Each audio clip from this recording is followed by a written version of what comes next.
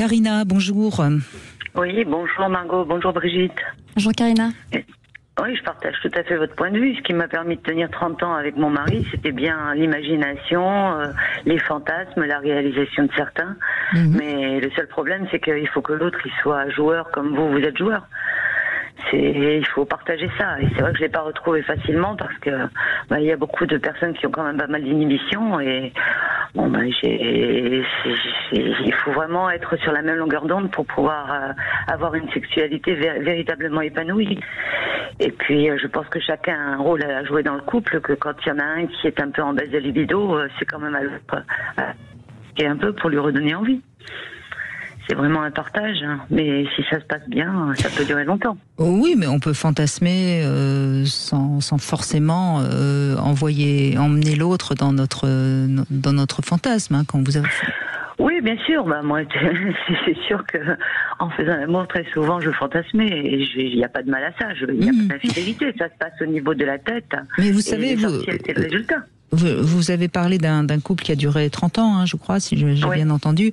Ce qui est fort probable, c'est que vous avez démarré certainement assez jeune, donc vous n'étiez pas encore très libéré. Et on sait que les femmes, leur sexualité, quand elle va bien, elle s'épanouit beaucoup et que peut-être, à un moment donné, vous l'avez largement dépassée. C'était plutôt le contraire, parce que moi j'étais très libérée et lui avait eu très très peu d'expérience en fait.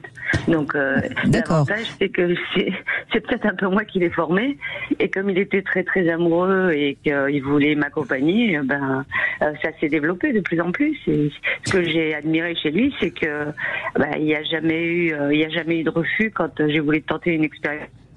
D'accord, donc ça c'était fantastique, c'était un beau partage. Bon donc c'était pas si mal alors. Non, c'était pas si mal. Après, au niveau du lit, tout se passait très très bien. Non, c'était ailleurs le problème. Ah, d'accord. Donc non, parce que vous aviez l'air de dire qu'il vous suivait pas dans vos fantasmes. Non, après, je veux dire, celui-là, je le regrette beaucoup parce que justement, il me suivait. Mais je suis, évidemment, après, j'ai refait ma vie et j'ai eu d'autres expériences. Des hommes joueurs qui sont un peu foufous, j'en ai pas rencontré beaucoup. Et j'ai beaucoup d'imagination. J'ai plein d'idées, 1000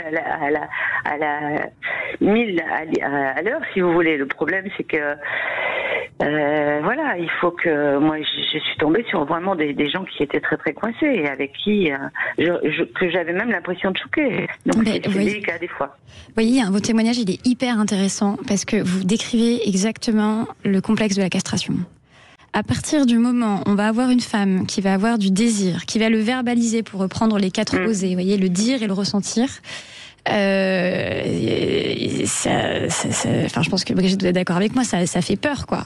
Et on pourrait s'attendre à ce que messieurs parfois soient beaucoup plus imaginatifs. Et à partir du moment où on a cette femme en fait, ça les met face à ce complexe-là. Enfin, je sais pas ce que vous en pensez. Oui, vous avez certainement fait peur à beaucoup d'hommes qui ont du coup ont perdu leurs moyens. Oui, bien sûr.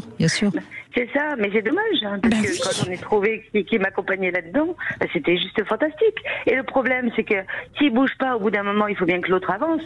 Donc, oui, mais là je reviens sur ce dont parlait un auditeur ou une auditrice tout à l'heure. Quand vous êtes en Ligue 1, Karina, vous êtes obligé de trouver un homme en Ligue 1, sinon il n'y a plus personne. C'est une comparaison par rapport au foot. Vous savez, il y a la Ligue 1, c'est les meilleurs, comme le PSG actuellement. Et puis, quand on est en Ligue 1, si on ne retrouve pas un partenaire qui est aussi en Ligue 1, ça fait flop. On s'ennuie. Oui. Ouais, non, mais en tout cas, c'est beau et c'est chouette et on le sent dans votre joie de vivre, de sentir cette. Comment vous cultivez justement, on en parlait avec Brigitte. Comment vous cultivez votre créativité érotique? De quoi elle se nourrit? Qu'est-ce que vous pourriez dire aux femmes et éventuellement aux hommes qui écoutent? C'est quoi votre botte secrète? Au départ, j'ai lu des petits bouquins comme. Oui, Après, j'ai regardé des films de temps en temps.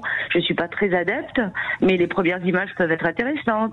Et puis changer de lieu, et puis changer de place dans la maison. Et puis, je sais pas moi, quand il y a du monde un jour arrivé avec une tenue et vous mettez pas de culotte et il y a que votre mari qui le sait, et plein de trucs comme ça. Je sais pas. Il y a tellement d'idées qu'on peut développer. Mais ce que vous avez dit en premier, et je crois qu'on devrait le rappeler rappeler aux femmes, lisez un peu de littérature érotique. Que oui, vous allez... et tout ça. Moi, j'ai beaucoup Françoise Ray, voilà, Régine Desforges, enfin. Oui. Et puis aujourd'hui, par exemple, Emma Becker. Enfin, il y a des livres formidables. C'est bien écrit en plus. C'est bien écrit. Bien sûr. Ça n'a pas la violence d'un film porno, c'est sûr. D'ailleurs, j'aime beaucoup plus le soft parce que ça peut être les films érotiques en fait.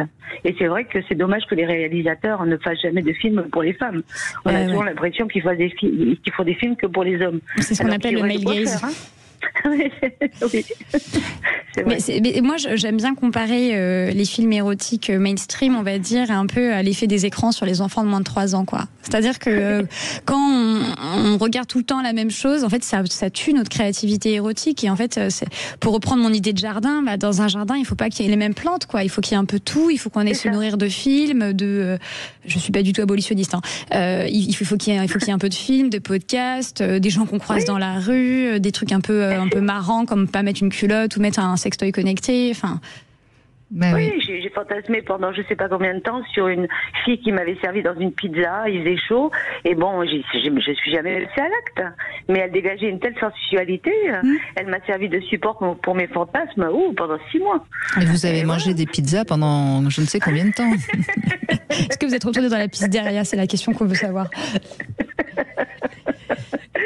Non, après. Non. Mais c'est vrai, je veux dire, j'ai eu comme ça, de temps en temps, vous avez des rencontres, et je me rappelle d'une fois où on avait... Oui, pardon, allez-y, je vous en prie. Non, une fois, on avait été acheter un canapé, et la cliente, on était avec mon compagnon de l'époque, je vous jure, elle avait une sensualité, on s'est regardé dans la voiture tous les deux, c'est tout juste si on l'aurait pas sauté dessus, tellement elle était sensuelle, mais à 150%, ça se dégageait de toute sa personne.